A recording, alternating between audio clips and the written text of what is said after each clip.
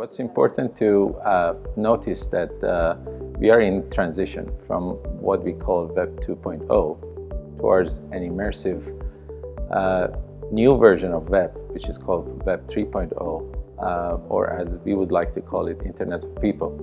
So we are in transition to an immersive Web, and obviously it would be a different user experience and user journey.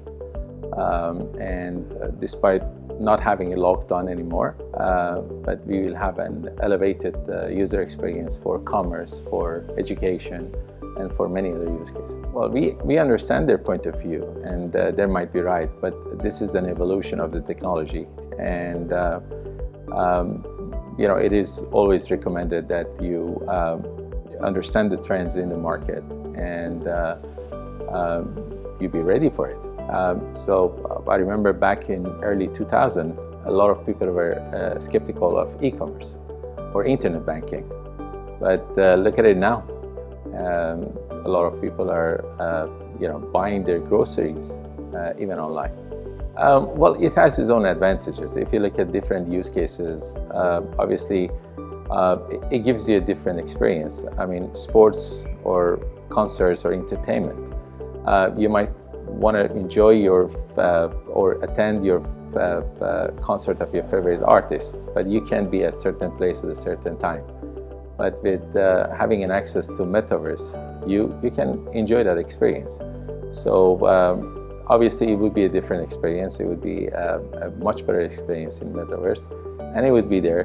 Now the hardware is catching up with the software. We have the drop of Apple Vision Pro and many other lighter VR goggles that would help with massive adoption.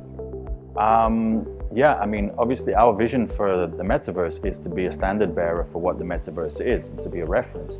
Because I think what people understand to be the Metaverse so far is not really fit for purpose. I think what we do is much better, basically. And we want that to be what people refer to when they think of the Metaverse, not this low quality, low poly, retro style, we want hyper-realistic technology that suits the direction that the society is going towards.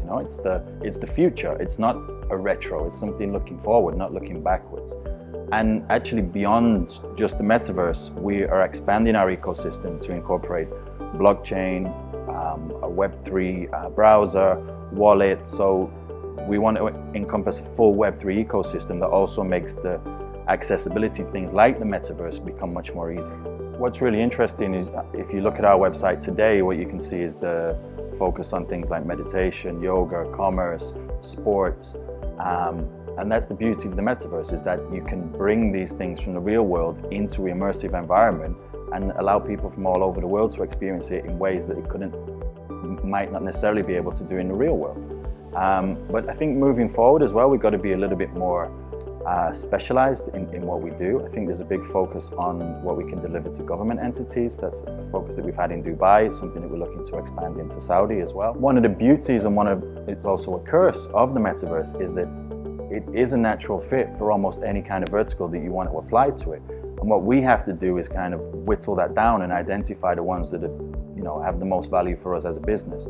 So I think working with government entities is a big deal for us. We've already established really strong relationships with people in Dubai, such as the MCCC, the World Trade Center, and now we're looking to expand that into Saudi in the coming year. And then beyond that, I think sports is also something that we're really focused on. We're massive football fans on a personal level, so we want to get involved with football. We were already talking about doing a football tournament in Saudi Arabia, which allows people from all over the world to experience something that they might not necessarily be able to experience in person. And that's one of the beauties of the Metaverse, creating those immersive experiences that allow a global audience to interact with something that they might not have access to in their daily lives. The demand has not necessarily grown, because I think people were kind of confused about what the Metaverse is. And the reality is that there's also a gap in the hardware.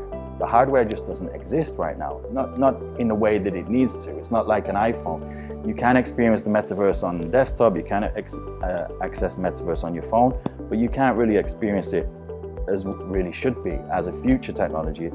with the platforms that we have right now. So things like Apple Vision Pro are going to be a game changer.